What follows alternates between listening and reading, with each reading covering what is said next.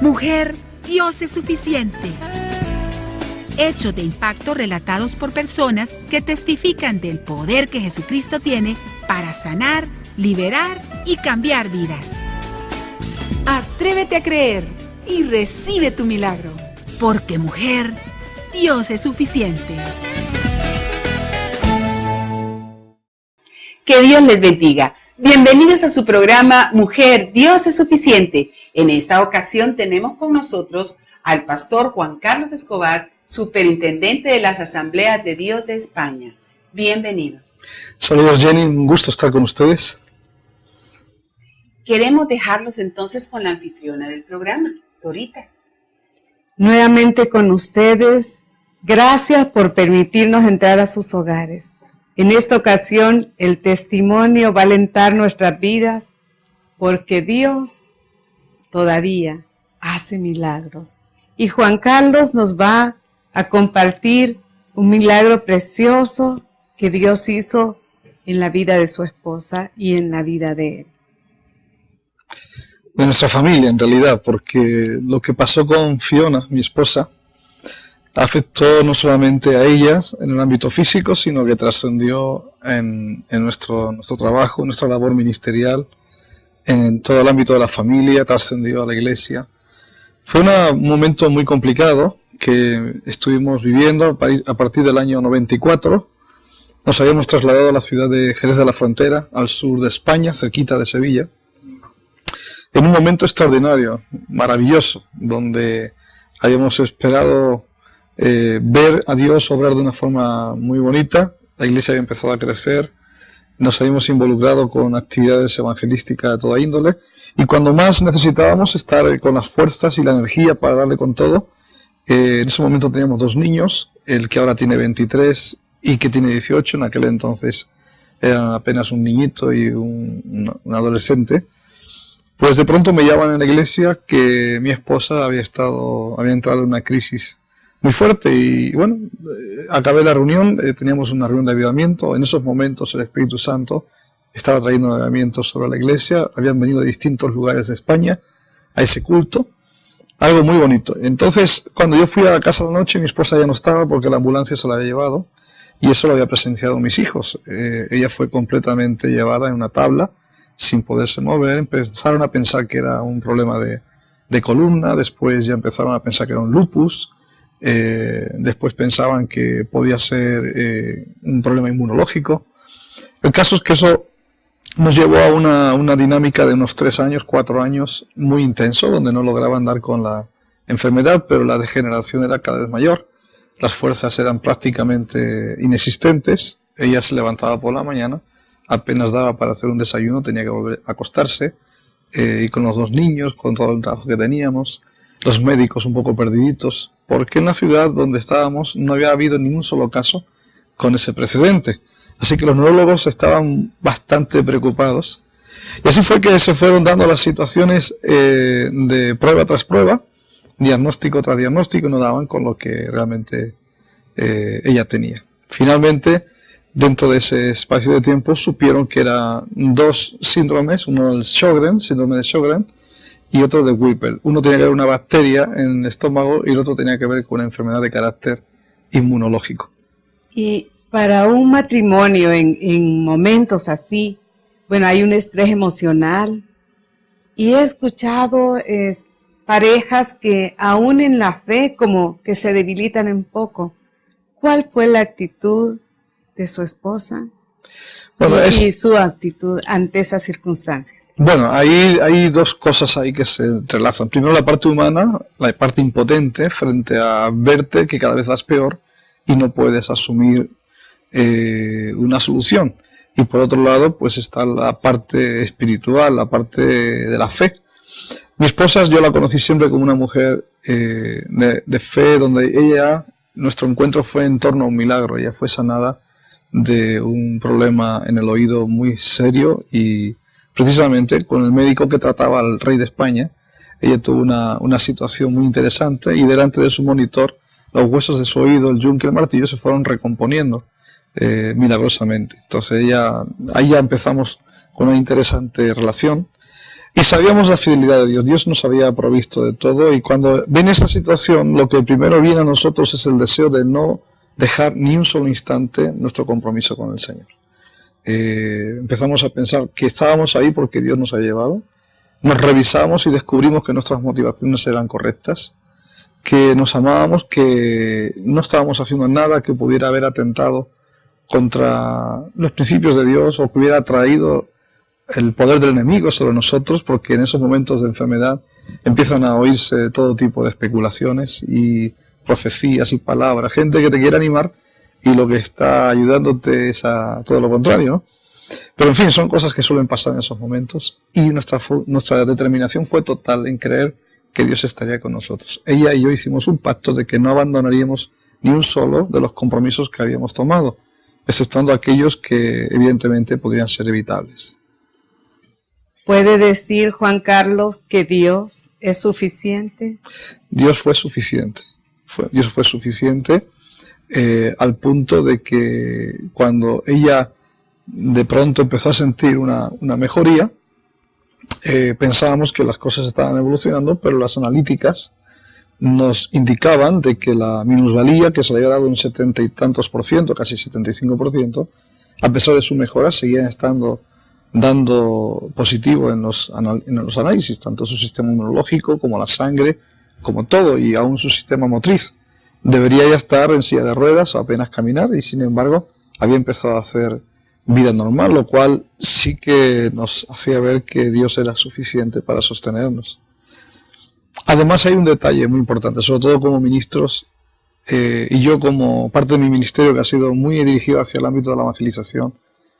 Yo recuerdo haber orado por personas enfermas, gente que había sido sanada por situaciones terminales. He visto a Dios obrar de una manera extraordinaria, y yo me he visto muy involucrado en esa dinámica de orar por la gente, de hacer campañas, de ver siempre volcado, y ahora resulta que en tu casa tienes el mayor desafío. Un desafío grande porque los médicos decían que quizás ella no podría seguir con nosotros. Entonces, esas noches que yo pasaba solo en casa con mis hijos, me venía en mi mente, la retina mental, el recuerdo de tantas gentes que pasaron delante de mí para que recibieran oración, mamás desesperadas con sus hijos, personas en fases terminales. Y yo nunca había sentido lo que en ese momento empecé a sentir por ellos, una compasión, un amor. Mi vida y mi carácter fue afectado, el carácter de mi esposa, nuestra relación. Más que venir a debilitarnos aquello, lo que generó en nosotros es un crecimiento, una solvencia en el carácter y sobre todo una dependencia y una confianza en Dios que hasta ese momento no habíamos tenido. Así que eso es parte de la gran parte de lo positivo, ¿no?, que ocurrió en medio de todo eso. Claro, uno aprende a descubrir y a depender más de la fuerza que hay en Dios. No sé si Jenny tiene alguna pregunta. Yo sé que en este periodo que ustedes enfrentaron, vieron milagros, no lo dudamos, pero también el Señor se mostró a ustedes tan sobrenatural. Sí. Yo quisiera que nos comentara, le contara a todos nuestros televidentes cómo el Señor se manifestó realmente a su vida, a la vida suya y de su esposa y de toda su familia.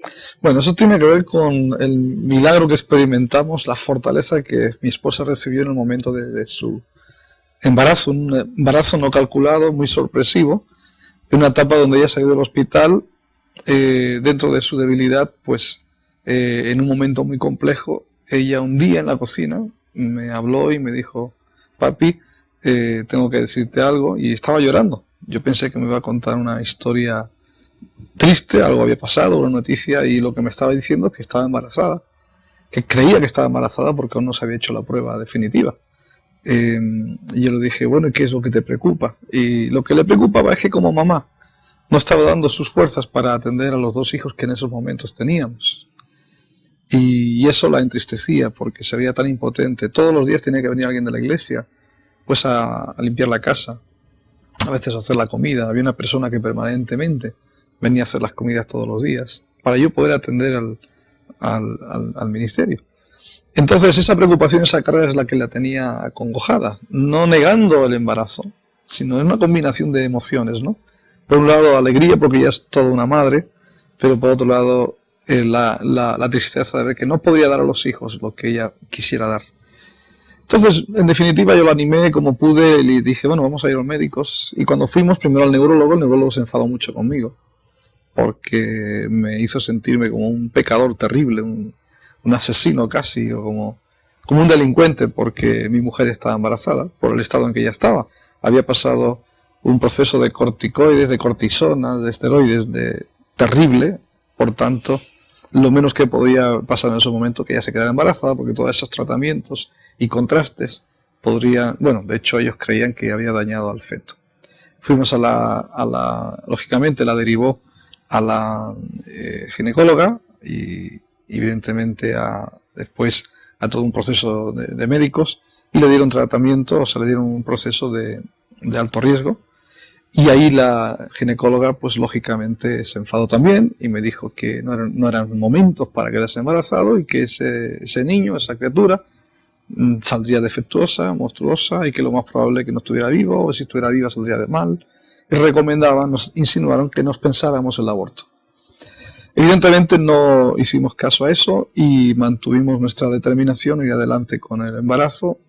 Pocas semanas después, como era una situación de emergencia o de alto riesgo, nos hicieron la primera ecografía. O sea, le hicieron a ella la primera ecografía.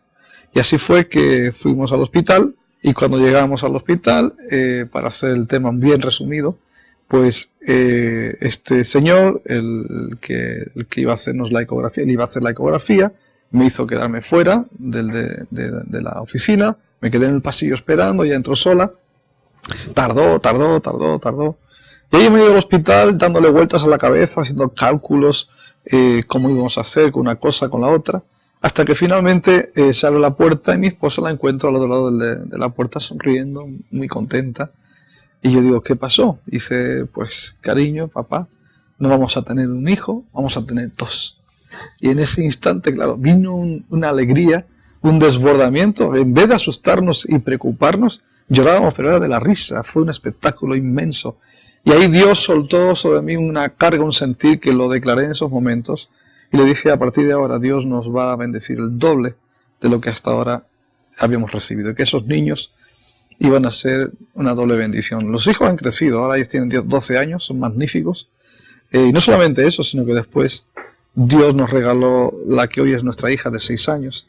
Mi esposa está todavía con esa minusvalía, pero inexplicablemente ella hace vida normal como todos ustedes, y disfrutando de servir a Dios, de la familia, de estar a mi lado, compartiendo lo que Dios nos ha dado, y cada día seguros de que Dios lo que nos ha dado no va a quedar en ninguna manera debilitado por lo que hemos vivido. Al contrario, Dios nos ha bendecido como familia, como ministerio, y ha sido a través de estas circunstancias que aparentemente pudieran venir como una amenaza y para destruirnos y paralizarnos, y lo que ha hecho es potenciarnos.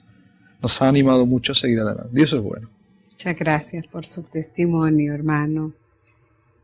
Y para usted que nos está viendo y escuchando, yo les puedo decir, tanto en Génesis como en Hebreos, está plasmada la historia de ese milagro que Dios le hizo a Sara y a Abraham.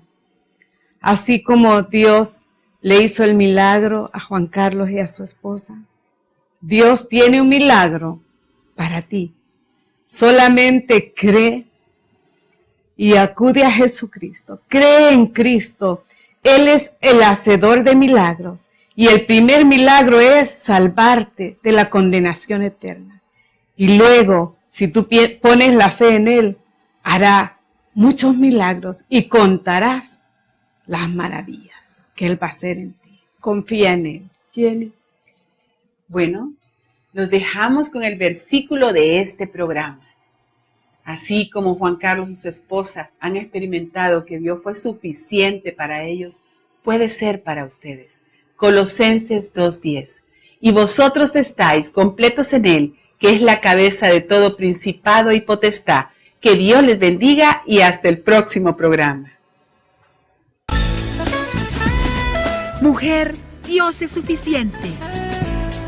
Hechos de impacto relatados por personas que testifican del poder que Jesucristo tiene para sanar, liberar y cambiar vidas. Atrévete a creer y recibe tu milagro. Porque mujer, Dios es suficiente.